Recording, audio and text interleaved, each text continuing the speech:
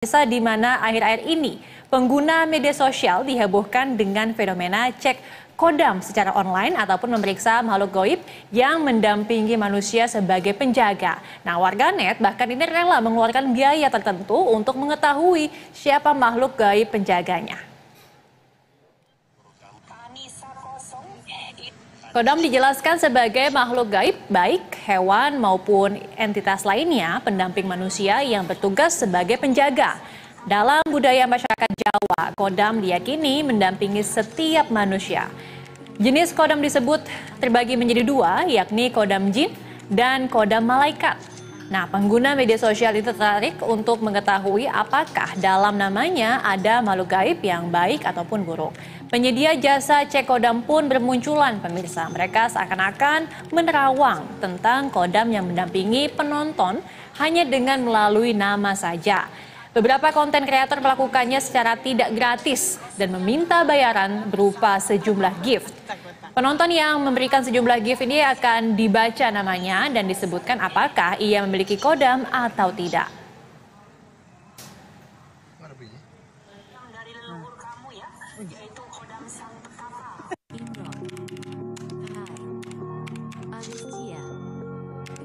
Pemirsa, budaya cek kodam dianggap bertentangan dengan nilai-nilai agama tertentu. Lantas seperti apa kemudian masyarakat menanggapi munculnya konten-konten kreator yang menawarkan jasa cek kodam ini? Kami sudah terhubung dengan budayawan Joko Saryono. Selamat siang Pak Joko. Pak Joko. Ya. Oke, apa sebenarnya sih Pak pengertian dari kodam itu sebenarnya? Kalau pengertian ya, kodam itu kan pendamping ya, pendamping, penjaga, makhluk yang menemani manusia. Itu sudah lama, jadi sudah lama, jauh sebelum dunia digital ini berkembang. Bahkan sekarang itu mungkin bisa dipilah menjadi dua ya, kodam online dan kodam offline gitu ya. Artinya di dunia offline itu sudah lama berkembang fenomena budaya kodam itu. Lalu belakangan itu karena memungkinkan berkembanglah kodam online yang sekarang sedang marak itu. Oke. Ya itu kan ya. Betul. Ini apa kira-kira pemicu awalnya kalau tadi Pak Joko bilangnya sudah lama sebenarnya pengertian dari kodam ini, tapi kenapa sekarang jadi naik kembali begitu Pak Joko? Saya kira setiap orang kehidupan bersama itu tidak bisa dilepaskan dari misteri ya, dari hal-hal yang suprarasional, dari hal-hal yang mungkin disebut irasional oleh sebagian orang. Tapi yang jelas orang tidak bisa hidup baik secara individual maupun secara kolektif itu tanpa misteri. Tanpa misteri maka orang akan merasa kering, gersang, dan saya kira kemudian muncul mitos, legenda, dan seterusnya. Di antaranya adalah kodam ini. Nah itu sudah berkembang lama, jauh sebelum zaman digital ini, zaman online ini berkembang.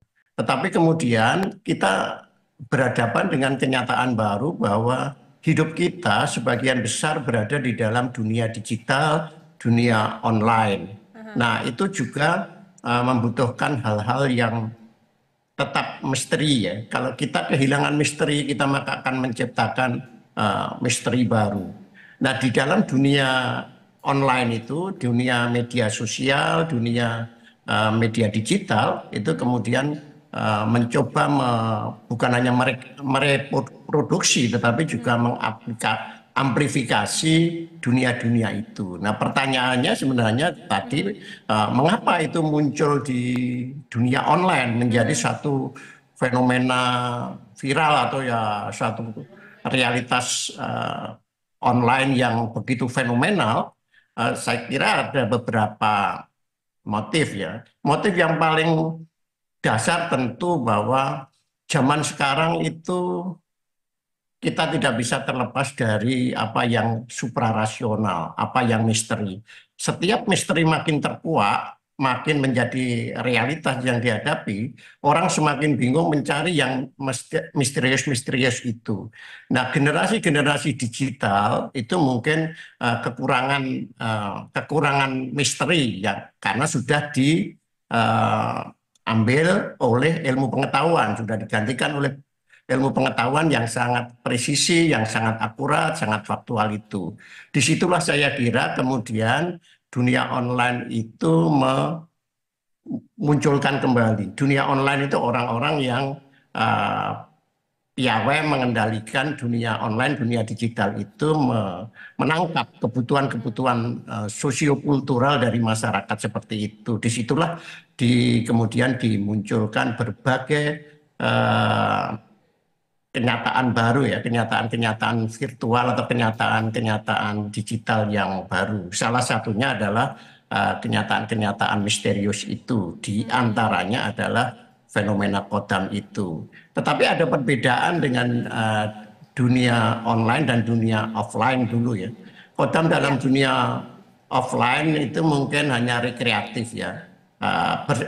Sifatnya rekreatif, sifatnya juga sosiologis saja. Tetapi di dunia digital ini mulai bertambah ya, karena itu misalnya bayar gitu ya, itu sudah menjadi fenomena ekonomis ya. Jadi saya kira ada penambahan fungsi di dalam dunia digital sekarang itu. Kodam online itu juga sebagai bentuk rekreatif.